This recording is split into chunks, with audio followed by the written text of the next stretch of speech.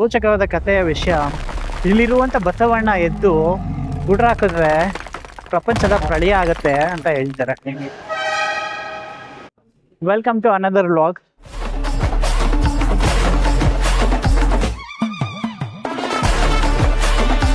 ಇವತ್ತು ನಾನು ನಿಮ್ಮನ್ನ ಕರ್ಕೊಂಡು ಹೋಗ್ತಾ ಇದ್ದೀನಿ ಕಣಿವೆ ಬಸವಣ್ಣ ಟೆಂಪಲಿಗೆ. ಈ ಟೆಂಪಲಿಗೆ ಎರಡು ಕತೆಗಳಿದಾವೆ ಬೇಸಿಕಲಿ. ಒಂದು ಕತೆ ಬಂದು ಸುತ್ತಮುತ್ತಲಿನ ಹಳ್ಳಿ ಜನ ಹೇಳುವಂಥ ಕತೆ, ಇನ್ನೊಂದು ಒಂದು ಶಿವನ ಸನ್ನಿವೇಶ ಬರುವಂತಹ ಒಂದು ಕತೆ. ಈ ಕಣಿವೆ ಬಸವಣ್ಣ ನಾ ಕತೆ ಕೇಳಿದ್ರೆ ನೀವು ತುಂಬ ರೋಮಾಂಚನಗೊಳ್ತೀರ. ಏನಂದರೆ ಈ ರೋಚಕವಾದ ಕಥೆಯ ವಿಷಯ, ಇಲ್ಲಿರುವಂಥ ಬಸವಣ್ಣ ಎದ್ದು ಗುಡ್ರ ಹಾಕಿದ್ರೆ ಪ್ರಪಂಚದ ಪ್ರಳಯ ಆಗುತ್ತೆ ಅಂತ ಹೇಳ್ತಾರೆ. ಸೊ ಈ ಕತೆ ಎಲ್ಲಿಂದ ಬಂತು, ಯಾಕೆ ಪ್ರಪಂಚ ಪ್ರಳಯ ಆಗುತ್ತೆ, ಅದು ಯಾವಾಗ ಆಗುತ್ತೆ, ಅದೆಲ್ಲ ವಿಷಯ ತಿಳ್ಕೊಳ್ಳೋಣ ಬನ್ನಿ.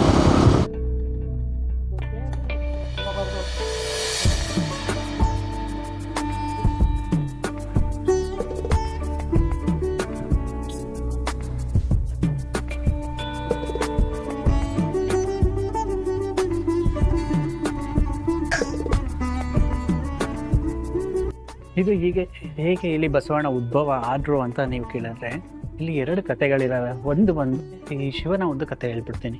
ಈ ಭೃಂಗಿ ಮಹರ್ಷಿಗಳು ಅಂತ ಇರ್ತಾರಲ್ವ, ಈ ಭೃಂಗಿ ಮಹರ್ಷಿಗಳು ಕೈಲಾಸದಲ್ಲಿರ್ಬೇಕಾದ್ರೆ ಅವರು ಒಂದು ನಾಟ್ಯಕೂಟನ ಏರ್ಪಡಿಸಿರ್ತಾರೆ. ಸೊ ಈ ಕೈಲಾಸದಲ್ಲಿ ನಾಟ್ಯಕೂಟ ಏರ್ಪಡಿಸಿರ್ಬೇಕಾದ್ರೆ ಅವ್ರು ಅಲ್ಲಿ ಹೋಗಿದ್ದನ್ನು ಶಿವನಿಗೆ ಭೋ ಅಂತ ಹೇಳಿ ನಮಸ್ತೆ ಮಾಡ್ತಾರೆ. ಸೊ ಈ ಭೋಹಿನ ಒಂದು ಅರ್ಥ ಬಂದು ಅವರು ಶಿವನೇ ಎಲ್ಲ, ಶಿವನೇ ಸರ್ವಸ್ವ ಅಂತ ಹೇಳಿ ಶಿವನಿಗೆ ನಮಸ್ಕಾರ ಮಾಡ್ತಾರೆ. ಶಿವನಿಗೆ ನಮಸ್ಕಾರ ಮಾಡಿದಾಗ ಪಾರ್ವತಿ ದೇವಿ, ಯಾಕೆ ಈ ಭೃಂಗಿ ಮಹರ್ಷಿಗಳನ್ನ ನಾನು ಪದೇ ಪದೇ ನೋಡ್ತಿದ್ದೀನಿ, ಅವ್ರು ಯಾಕೆ ನಿಮಗೆ ಮಾತ್ರ ನಮಸ್ಕಾರ ಮಾಡ್ತಿದ್ದಾರೆ, ನನಗೆ ಯಾಕೆ ನಮಸ್ಕಾರ ಮಾಡ್ತಿಲ್ಲ ಅಂತ ಶಿವನ್ನ ಕೇಳ್ತಾರೆ. ಆವಾಗ ಶಿವ ಹೇಳ್ತಾರೆ, ಅವರು ನನ್ನ ಮಾತ್ರ ನಂಬ್ತಿದ್ದಾರೆ, ಸೊ ಅವರು ನನಗೆ ನಮಸ್ಕಾರ ಮಾಡ್ತಿದ್ದಾರೆ, ಅದರಲ್ಲಿ ಎಂತ ಏನೂ ತಪ್ಪಿಲ್ಲ ಅಂತ ಹೇಳ್ತಾರೆ. ಆಗ ಪಾರ್ವತಿ ದೇವಿಗೆ ಕೋಪ ಬರುತ್ತೆ, ನಾನು ಇಲ್ಲಿ ಇರ್ಬೇಕಾದ್ರೆ ನನಗೆ ಯಾಕೆ ಇವ್ರು ನಮಸ್ಕಾರ ಮಾಡ್ತಿಲ್ಲ ಅಂತ ಹೇಳ್ಬಿಟ್ಟು ಭೃಂಗಿ ಮಹರ್ಷಿಗಳಿಗೆ ಒಂದು ಶಾಪ ಕೊಡ್ತಾರೆ. ಆ ಶಾಪ ಏನಂತಂದರೆ, ನೀನು ಸ್ಕೆಲಿಟನ್ ಆಗಿ ಬದಲಾಗ್ಬಿಡು ಅಂತ ಒಂದು ಶಾಪ ಕೊಡ್ತಾರೆ. ಆ ಶಾಪ ಅವರಿಗೆ ತಟ್ಟಿ ಅವರು ಸ್ಕೆಲಿಟನ್ ಹಾಕಿ ಬದಲಾಗಬೇಕಾದ್ರೆ, ಆ ಸ್ಕೆಲಿಟನ್ ಬೀಳ್ಬೇಕಾದ್ರೆ ಶಿವ ಅವರ ತ್ರಿಶೂಲನ ಭೃಂಗಿ ಮಹರ್ಷಿಗಳಿಗೆ ನಿಲ್ಲಕ್ಕೆ ಹೆಲ್ಪ್ ಆಗಲಿ ಅಂತ ಕೊಡ್ತಾರೆ. ಪಾರ್ವತಿ ದೇವಿಗೆ ಕೋಪ ಬರುತ್ತೆ. ಅವನ ಮೇಲೆ ಕೋಪ ಮಾಡ್ಕೊಂಡಿದ್ದೇನು, ಆಗ ಅವರು ಕೂಸ್ಮುಂಡ ಪರ್ವತ ಅನ್ನೋ ಒಂದು ಜಾಗಕ್ಕೆ ಬಂದಿದ್ದೇನು ತಪಸ್ಸಿಗೆ ಅಂತ ಕೂತ್ಬಿಡ್ತಾರೆ.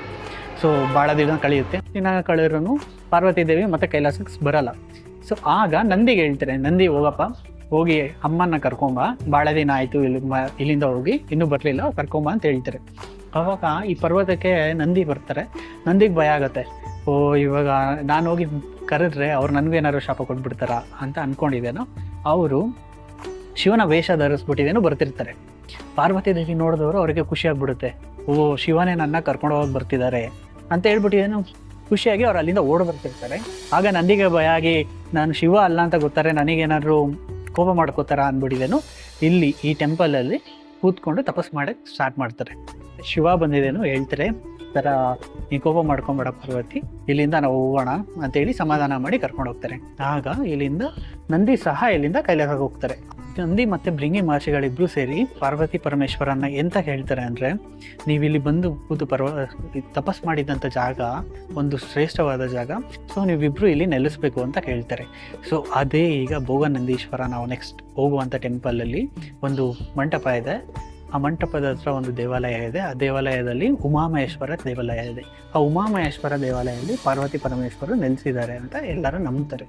ಸೊ ಆಗ ಈ ನಂದಿ ಬಂದಿದ್ದೇನು, ನಾನು ಎಲ್ಲಿ ಕೂತು ತಪಸ್ಸು ಮಾಡ್ತಿದ್ದೆ ಅಲ್ಲೇ ನಾನು ಇರ್ತೀನಿ, ಅಲ್ಲೇ ನಾನು ಶಿಲೆಯಾಗಿ ಇರ್ತೀನಿ, ಅದಾದ ನಂತರ ನಾನು ನಿಮ್ಮನ್ನ ಕುರಿತು ತಪಸ್ಸು ಮಾಡ್ತಿರ್ತೀನಿ.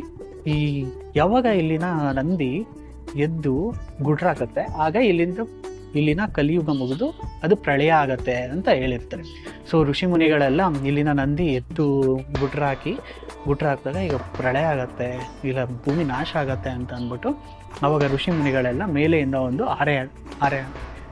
ಕಬ್ಬಿಣದ ಒಂದು ಕಡ್ಡಿಗಳನ್ನು ಬೆನ್ನಿನ ಮೇಲೆ ಹೊಡೆದ್ಬಿಡ್ತಾರೆ, ಇಲ್ಲಿಂದ ಬಸವಣ್ಣ ಎದ್ದೇಳಬಾರ್ದು ಅಂತ. ಆವಾಗ ಕೋಪಗೊಂಡ ಬಸವಣ್ಣ ಆಗಿಂದ ಈ ಕಲ್ಲು ದೊಡ್ಡದಾಗ್ತಾ ಇದೆ.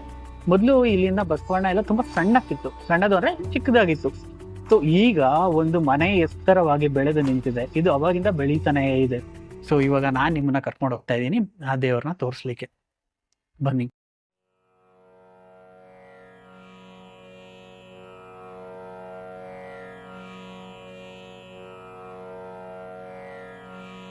ಓಂ ತತ್ಪುರುಷಾಯ ವಿದ್ಮಹೇ ಚಕ್ರತುಂಡಾಯ ಧೀಮಹಿ ತನ್ನೋ ನಂದಿ ಪ್ರಚೋದಯಾತ್.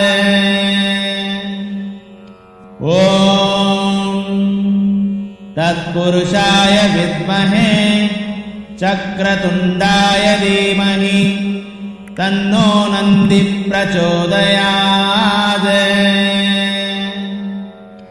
ಓಂ ತತ್ಪುರುಷಾಯ ವಿದ್ಮಹೇ ಚಕ್ರತುಂಡಾಯ ಧೀಮಹಿ ತನ್ನೋ ನಂದಿ ಪ್ರಚೋದಯಾತ್. ಈಗ ನಿಮಗೆ ದೇವರ ದರ್ಶನ ಮಾಡಿದ್ದಾಯ್ತು. ಈಗ ಇನ್ನೊಂದು ಕತೆ ಏನಪ್ಪ, ನೀನು 2 ಕತೆ ಇದೆ ಅಂತ ಹೇಳ್ದಲ್ಲ, ಇನ್ನೊಂದು ಕತೆ ಏನು ಅಂತ ನೀವು ಕೇಳ್ಬೋದು. ಆ ಇನ್ನೊಂದು ಕತೆನೇ ಇಲ್ಲಿ ಸುತ್ತಮುತ್ತಲಿನ ಊರಿನವರು ಇಲ್ಲ ಹಳ್ಳಿಯವರು ಹೇಳುವಂಥ ಕತೆ. ಆ ಕತೆ ಏನು ಅಂತಂದರೆ, ಇಲ್ಲಿನ ಬಸವಣ್ಣ ಬೆಳಿಗ್ಗೆಲ್ಲ ಕಲ್ಲಾಗಿ ಇಲ್ಲಿ ಕೂತಿರೋರಂತೆ. ರಾತ್ರಿ ಆದ್ರೆ ಇಲ್ಲಿ ಸುತ್ತಮುತ್ತಲಲ್ಲಿ ಇರೋಂಥ ಫಸಲು ಏನೇನು ಬರುತ್ತೆ, ಏನೇನು ಬೆಳೆ ಬೆಳೀತಾರೆ ಅದನ್ನೆಲ್ಲ ತಿಂದು ಮುಗಿಸ್ಬಿಡ್ತಿರಂತೆ. ಸೊ ಇದು ಊರಿನ ಜನ ಏನಿಗೆ ರಾತ್ರಿ ಎಲ್ಲ ಬೆಳೆಯಲ್ಲೆಲ್ಲ ಖಾಲಿ ಆಗ್ತಾ ಇದೆ ಅಂತೆಲ್ಲ ಯೋಚನೆ ಮಾಡ್ತಿರಂತೆ. ಆ ಯೋಚನೆ ಮಾಡಬೇಕಾದ್ರೆ ಒಂದಿನ ಹಿಂಗೆ ಏನಾಗ್ತಿದೆ ಅಂತ ರಾತ್ರಿ ಕಾವಲಿದ್ದು ನೋಡಿದಾಗ ಇಲ್ಲಿನ ಬಸವಣ್ಣ ಬಂದು ಮೇಯ್ತಿದ್ದು ಅಂತ ಹೇಳ್ತಿದ್ರಂತೆ. ಸೊ ಅದಕ್ಕೋಸ್ಕರ ಅವರೆಲ್ಲ ಕೋಪಗೊಂಡ ಊರವರು ಹಳ್ಳಿಯವರೆಲ್ಲ ಬಂದು ಇಲ್ಲಿನ ಬಸವಣ್ಣ ಎದ್ದೇಳಬಾರ್ದು, ಪುನಃ ಬಂದು ನಮ್ಮ ಹೊಲಗಳನ್ನೆಲ್ಲ ಮೇಯ್ಬಾರ್ದು ಅನ್ನೋ ಕಾರಣಕ್ಕೆ ಬಂದು ಅದರ ಮೇಲೆ ಒಂದು ಗಡಾರಿನಿ ಅಂದರೆ ಕಬ್ಬಿಣದ ಕಡ್ಡಿಗಳನ್ನು ಹೊಡೆದು ಬೆನ್ನಿನ ಮೇಲೆ ಅದು ಮತ್ತೆ ಮೇಲೆ ಎದ್ದೇಳಬಾರ್ದು ಅಂತ ಹೊಡೆದಿದ್ದಾರಂತೆ. ಸೊ ಅದೀಗಲೂ ಸಹ ನಮಗೆ ಆ ಹೋಲ್ಗಳು ಕಾಣುತ್ತೆ. ಅದು ನೀವು ಎಲ್ಲಿ ಗಡಾರಿ ಹೊಡೆದಿರಲ್ಲ ಆ ಹೋಲ್ಗಳು ಈಗಲೂ ಸಹ ಕಾಣುತ್ತೆ. ಅದು ನಿಮಗೆ ತೋರಿಸ್ತೀನಿ ಬನ್ನಿ. ನಿಮಗೆ ಕಾಣ್ತಿರ್ಬೋದು, ಇಲ್ಲಿ ನೋಡಿ, ಇಲ್ಲಿ ಹೋಲ್ ಕಾಣ್ತಿದೆಯಲ್ವಾ ನಿಮಗೆ? ಈ ಹೋಲಲ್ಲಿ ಗಡಾರಿನ ಇಲ್ಲ ಕಬ್ಬಿಣ ಕಡ್ಡಿಗಳನ್ನು ಆಗ ಹೊಡೆದಿರೋ ಬೆನ್ಮೇಲೆ ಅಂತ ಹೇಳ್ತಾರೆ. ಹಾಂ, ನಾನು ನಿಮಗೆ ಕಣಿವೆ ಬಸವಣ್ಣ ತೋರಿಸಿದೆ. ಈಗ ನಾನು ಇಲ್ಲಿಂದ ನಂದಿ ಟೆಂಪಲ್ಗೆ ಕರ್ಕೊಂಡು ಹೋಗ್ತಾ ಇದ್ದೀನಿ. ಎಲ್ಲರಿಗೂ ಗೊತ್ತಿರುತ್ತೆ, ಎಲ್ಲ ವೀಕೆಂಡ್ಸು ಬೆಂಗಳೂರಿಂದ ಎಲ್ಲ ಜನ ಬರ್ತಾರೆ, ನಂದಿ ಬೆಟ್ಟಕ್ಕೆ ಬರ್ತಾರೆ, ನಂದಿ ಹಿಲ್ಸ್ಗೆ ಬಂದಿದ್ದೇನೆ, ಒಳ್ಳೆ ವ್ಯೂ ಎಂಜಾಯ್ ಮಾಡ್ಕೊಂಡು ಹೋಗ್ತಾರೆ. ಬಟ್ ನಂದಿ ಫೂಟ್ ಹಿಲ್ಸಲ್ಲಿ ಇರುವಂಥ ಟೆಂಪಲ್ ಬಗ್ಗೆ ಯಾರಿಗೂ ಸಹ ಗೊತ್ತಿಲ್ಲ. ಈ ಟೆಂಪಲ್ಗೆ ಬಹಳ ಹಳೆಯ ಇತಿಹಾಸ ಇದೆ. ಇದು 9ನೇ ಶತಮಾನದಲ್ಲಿ ಕನ್ಸ್ಟ್ರಕ್ಟ್ ಆಗಿರುವಂತಹ ಒಂದು ಟೆಂಪಲ್.